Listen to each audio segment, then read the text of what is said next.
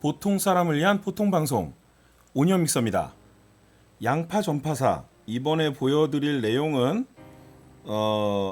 맥킨토시에서 사용되는 표준 플로피 드라이브 400K 모델은 제가 정확히 모르겠습니다만 적어도 800K 그리고 1.43메가 모델에서는 통용될 수 있는 이젝트 기어 교체에 대한 수리 과정을 여러분들께 보여드리려고 합니다.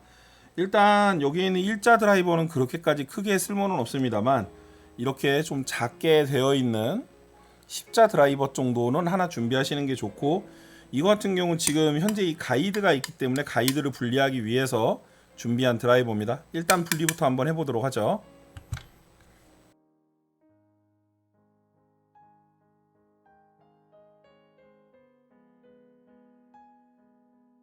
자, 이렇게 바깥의 하우징과 내부의 분리가 끝났습니다. 하우징과 내부 분리해서 이젝트 기어는 제가 손으로 대고 있는 요 안쪽에 대부분 들어가 있고, 현재 이 플로피가 어떤 거를 지원하는지는 요 아래쪽에 보면 플로피 모델이 적혀 있어요. MPF51W03이라고 해서 찾으면 현재 이 플로피는 800K 플로피라고 나옵니다.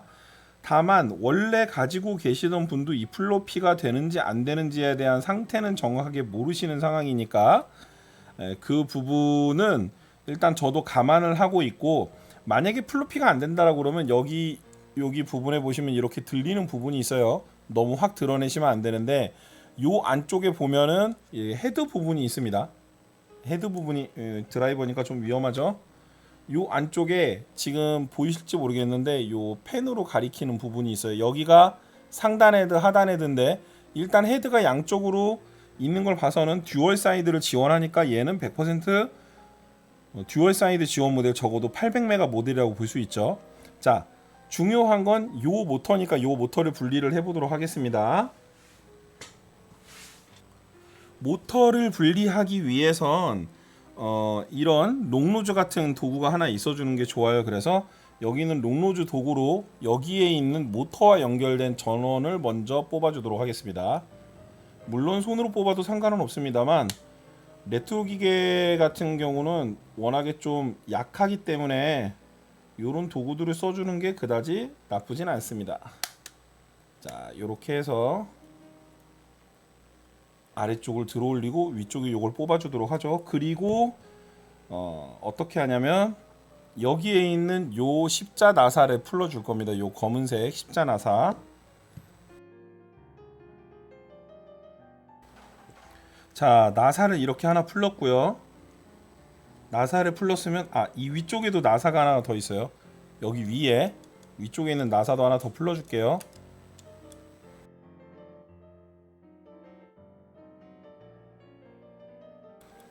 자, 맥킨토시 플로피는 이 안에서 요 부분이 움직여서 이젝트 기어를 이렇게 바깥쪽으로 밀어내는 구조를 취하는데, 요 위에 기판은 있는 경우도 있고 이렇게 기판의 모양이 약간씩 다릅니다. 이 모터에 따라서.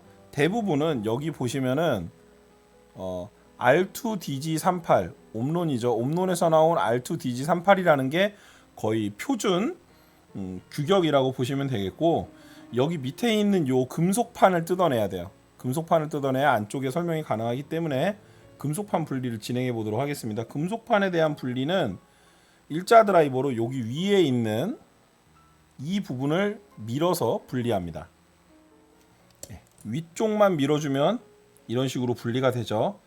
자, 여기서 여러분들이 주목할 것은 이젝트 기어가 대부분 망가지는 건 안에 있는 이 노란색 기어입니다. 사실은 생산됐을 시점에는 색깔이 비슷할 거라고 생각을 하는데 이미 노란색 기어가 이렇게 색깔이 되어 버렸죠. 그래서 이 노란색 기어의 플라스틱이 망가지면서 생기는 문제가 대부분입니다. 일단 해당되는 기어를 먼저 분리를 해보죠. 분리를 하게 되면 이 노란색 기어의 이빨이 나가는데 이거는 지금 나가지 않더라도 나중에 반드시 고장이 나기 때문에 교체를 해주도록 하겠습니다. 자, 그리고 저 같은 경우는 이런 식의 플로피를 좀 많이 고치기 때문에 이런 상자 안에 이렇게 아까 보여드린 이젝터 모터들만 이렇게 별도로 추출을 해서 아예 몇 개를 갖고 있는데, 이거 말고 제가 이베이에서 주문한 게 있어요. 이런 식으로.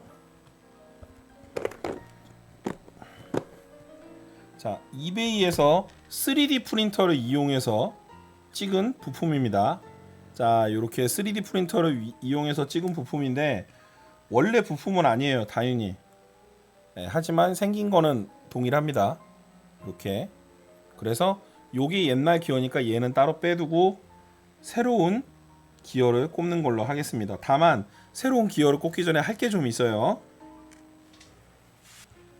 사람마다 차이는 있겠습니다만 저 같은 경우는 이런 식의 화이트 그리스를 사용을 합니다. 좀 오래돼서 품질은 애매한 부분이 있습니다만 이렇게 해서 요 기아를 넣기 전에 미리 뿌려주도록 하죠. 살짝만 뿌리면 됩니다. 이런 식으로 살짝만 뿌려주고, 제 경우는 이거를 휴지로 조금 닦아내주는 편이에요. 이게 과할 수 있기 때문에 이렇게 해서 옆쪽으로 흐른 것들을 어느 정도 저는 다시 잡아주는 편입니다. 그렇게 해서 이렇게 들어가게 되면 완성. 자, 여기 있는 요 기아와 여기 보시면 요 기아와 여기 밑에 있는 금속 부위 있죠. 요 금속 부위가 제대로 되게 드라이버로 확 눌러주시면 됩니다. 그리고 아까 결합한 대로 요 기어도 이쪽에다 이렇게 꼽아주면 완성이죠. 이렇게 살짝 돌렸을 때, 아이고,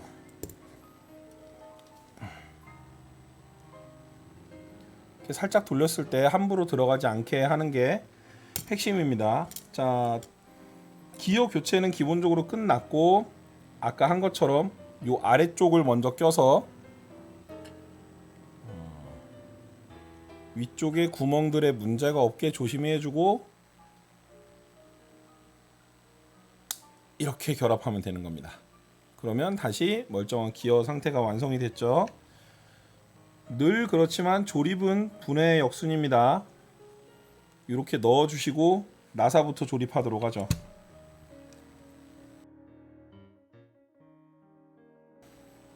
아까 전에 뽑았던 요 선도 다시 꼽아줘야 합니다. 홈을 잘 보고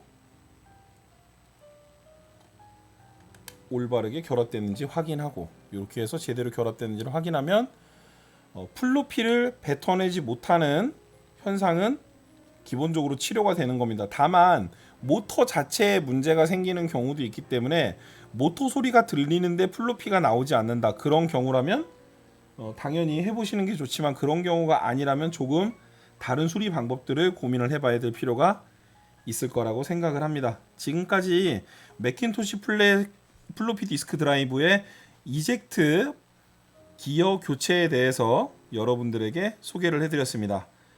지금까지 오니언 믹서였습니다. 시청해주셔서 감사합니다.